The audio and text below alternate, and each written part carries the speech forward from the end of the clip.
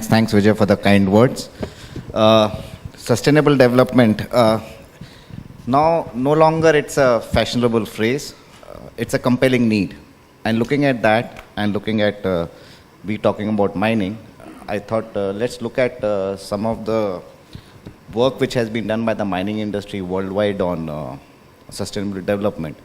And the first thing which I did was that I wanted to know who are the top 50 companies in the world who are known for their work in this area of sustainability. And I happened to go to Forbes, and the Forbes has this list of 50 companies, the best 50 companies. The first company is BMW. But couple of things which came out of that list, so I'm not going to repeat the list, but more importantly, there was only one mining company which is appearing in that. And mining is one of the largest industry in the world. Okay, that's Tech Resource of Canada, which does copper and metallurgical coal and such like things. And it is quite, it's in fact 34 or 35th in the list, quite high in the list as well. And it got me thinking that why is it that there's only one mining company, and why the other mining companies have not shown that? And in terms of resources, some of the mining companies are really huge. So I don't think so. They don't have resources, they don't have framework. But what is it that has happened? So it could be two reasons, or it could be both the reasons. One could be that the industry is such that it's an extractable industry. It does have a carbon footprint on the area, or in the area it will work. Or the second thing is that as an industry we have failed. We have not done enough, which could be also true, because if Tech Resource can do it, then why not us? So these are some of the questions which do come to our mind when we look at this. Now, if you look at mining, one question which may be coming to your mind is that how come a steel guy is talking about mining? So just to give you a context, that Tata Steel is probably the oldest mining company in the country, and a very large one. We were the first ones to start mining iron ore as early as 1930s. We did coal in 1912. We discovered chrome, discovered manganese. So we are a very old company, and we are a fairly large mining company. The only difference is that we do mining for our own consumption, so to say, for making steel or converting steel. And we found that mining is extremely important for the country, because when we make steel, we again require iron ore. And if you don't make steel, the country won't develop. You look at any of the countries around the world, they have not developed without developing the infrastructure. And the infrastructure cannot develop if you do not have metals, whether it's aluminium, whether it's copper, whether it is iron, whether you have power plants which require coal. So whatever you do, if you want development the way other countries have developed, you need these metals or these minerals to come up. Now, when these minerals are extracted, they are extracted over a very large area, which has forest, which has tribals, especially in India, if you look at it, what our friend said. So when you are operating in this kind of an environment, you would have the challenges of what we discussed, where you would have a lot of challenges dealing with all these issues.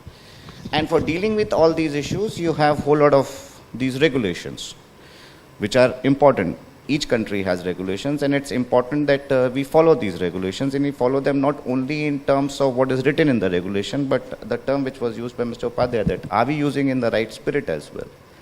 Or are we showcasing that we are doing things which are important and which are good?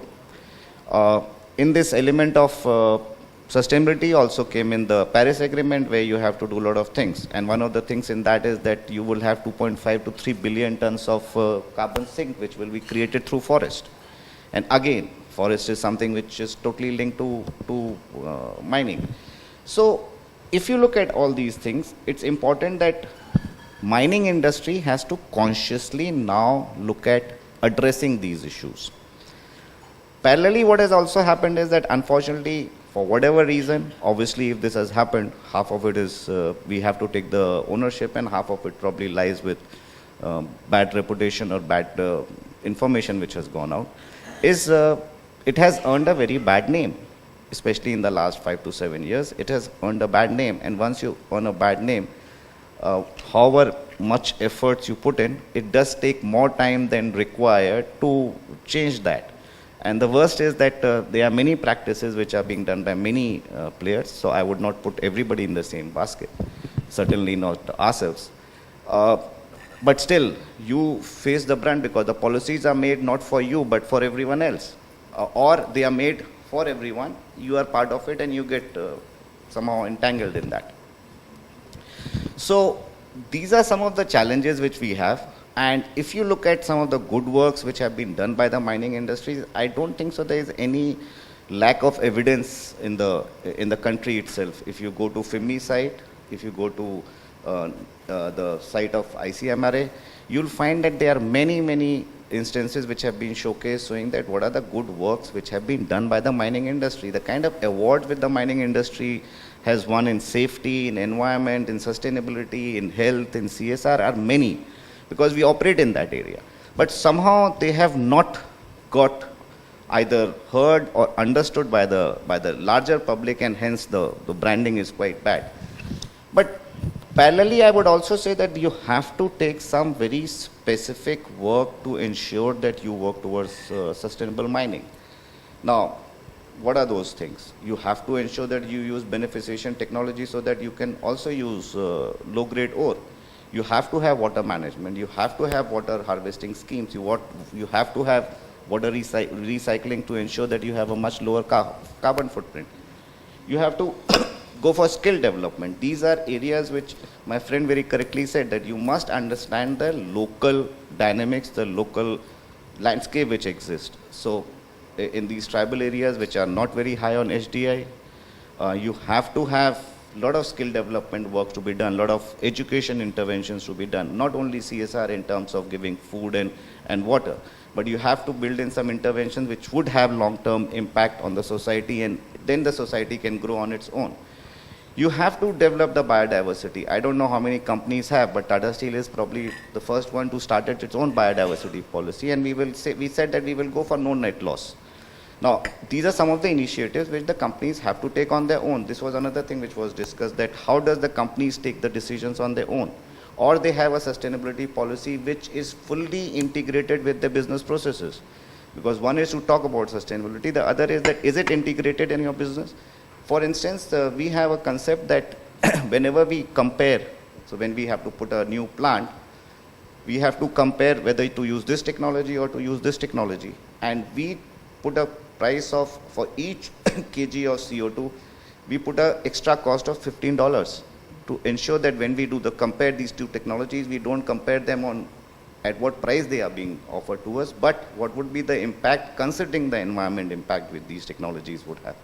So these are some of the things which we have to do it. I'm also happy that if you look at it in UN, or if you look at World Economic Forum, especially for mining, they have recommended these sustainability development goals, UN 117. For mining, they have developed some very specific ones. So they are the ones which, if we follow, they are very simple ones. I was reading, and I was saying that one of the goal is stop hunger.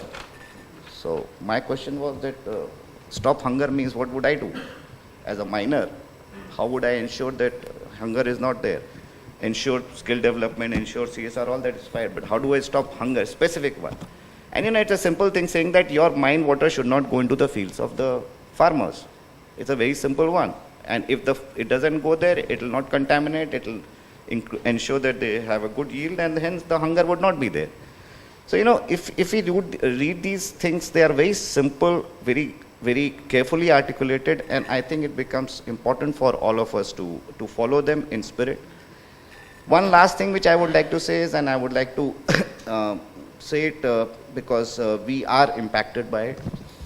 While Government of India has done a lot of things in terms of changing the regulations, in terms of bringing in the amendment in MMDR in 2015, in bringing transparency, there are many things which are being done, and they are being done continuously.